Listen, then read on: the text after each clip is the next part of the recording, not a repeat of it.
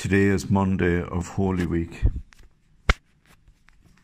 And as we've begun Holy Week, my mind automatically drifts back over the years, thinking of the various Holy Weeks and Easters. And I recall shortly after a death of a great friend of mine, going to the grave to pray there and smooth the surface where the soil had sunk.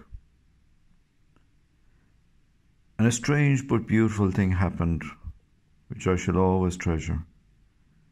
A gorgeous butterfly came, paused on the grave, and then flew into the sunshine. And without any words at all, it seemed to offer a glimpse of hope and a glimpse of comfort and a glimpse of the mystery of the resurrection. It triggered off thoughts of the butterfly's own life. The butterfly, which began as this cumbrous caterpillar, fat and rough and awkward, who couldn't see beyond the leaf it crawled upon to eat, and who knew absolutely nothing about the complete change of life that lay ahead of it. A change that follows so closely the pattern of our own movement towards the resurrection.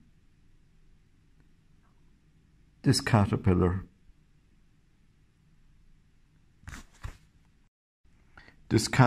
dies, and when it seems to have died and decayed, it slips out of its decaying wrappings and glides off on the breeze into a new life. It's mysterious, for everything that made it a caterpillar seems left behind, and yet it is the same continuous life that lives on to fly away with the freedom of the wind.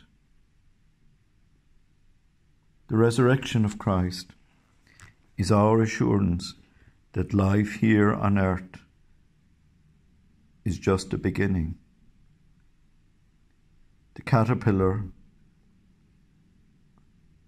turns into a beautiful butterfly on death and flies away.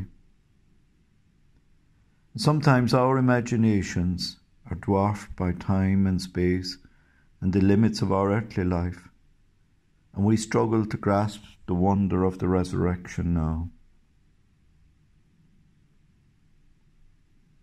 It's hard to imagine that one day our very cumbrous and restricted life will slide into the splendid freedom of never-ending life with God. That is the promise of the risen Christ. And the cup I chose here on the table is a cup that has been a very significant part of my life every day for many years now. It's a cup. It's a chalice. It reminds me that Eucharist is the high point of Christian sharing of the cup. It is Christ's blood, a true and real presence, making the simplest vessel or the most ornate goblet into a sacramental chalice of presence and promise. It reminds me of the many who have sat at the table of the Lord and who have partaken from this chalice. It reminds me that during Holy Week, in spite of the messiness of life, that there is true hope and peace in eternal life with Christ, the resurrected Christ.